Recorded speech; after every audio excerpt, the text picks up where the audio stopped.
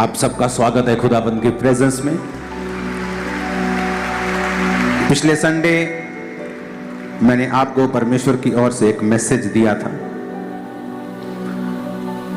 जो मैंने आपको कहा था हम उस छोटी सी एक वीडियो का एक अंश अपनी स्क्रीन के ऊपर देखेंगे।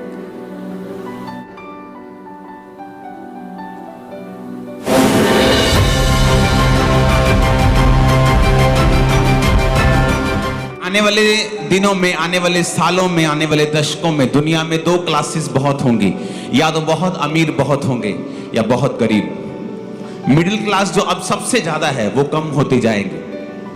अपने हाथों को उठाकर हम प्रार्थना करेंगे।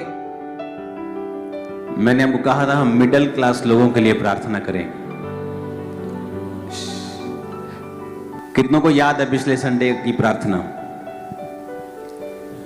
किसको बोला बंद करने के लिए? किसने बोला? थोड़ा दिमाग रखना साथ। अब आपकी प्रेयर के बाद क्या हुआ हम देखेंगे अभी स्क्रीन के ऊपर।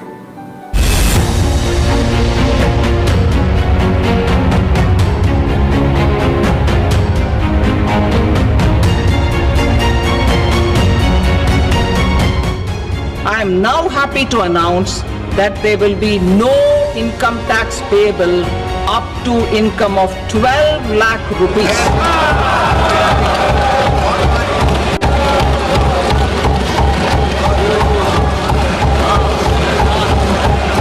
हमारे मोदी जी की तालियां बजा रहे हैं वहां पे।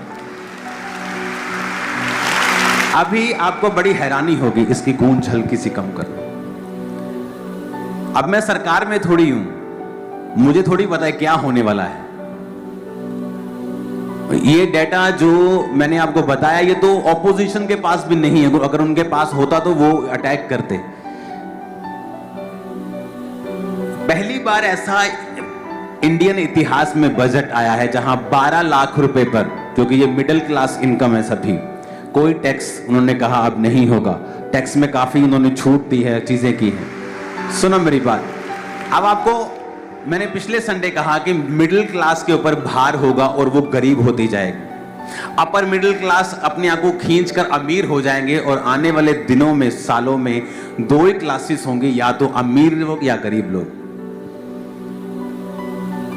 अब सरकार जिसके पास सारे तंत्र होते हैं, जिसके पास पूरा डेटा होता है, सिस्टम होता है, उन्हें यह बात मालूम थी कि मिडिल क्लास के ऊपर जो भार है वो ऐसा है जैसा इतिहास में कभी नहीं था। जो जन प्रभु यीशु मसीह जी का प्रचार सुनना चाहते हैं वे इस चैनल को जरूर सब्सक्राइब करें।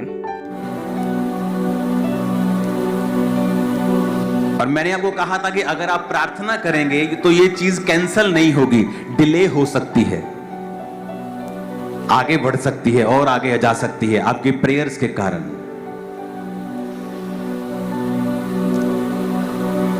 तो सरकार ने एक छक्का मारा है, आप लोगों के लिए बेहतरी के लिए काम किया है।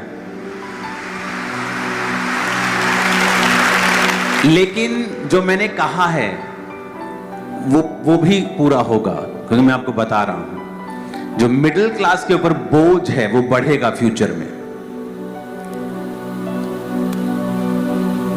फेसबुक से देखकर आपका नाम क्या है, मैं आपको इधर से प्रोफेसी कर देता हूं कि आपको ऐसी प्रोफेसी चाहिए या आपको सचमुच वो चाहिए जो आपकी लाइफ को चेंज कर सकता है, जो परमेश्वर की ओर से। आमीन। अब आपको बड़े ध्यान से समझना होगा कि बाइबल में परमेश्वर ने पहले से ही अपने लोगों को अगुवाई दी है। परमेश्वर ने अपने दास को भेजा कि जा और करीत नामक नाले में छुप जा। अब बारिश नहीं आएगी लेकिन वहां का पानी तू पिया करेगा। और वचन कहता है जब करीत नामक नाला सूख गया तो परमेश्वर कहता अब जा तू सारपत की विधवा के पास, क्योंकि मैंने उसे तुझे खिलाने की आज्ञा दी है।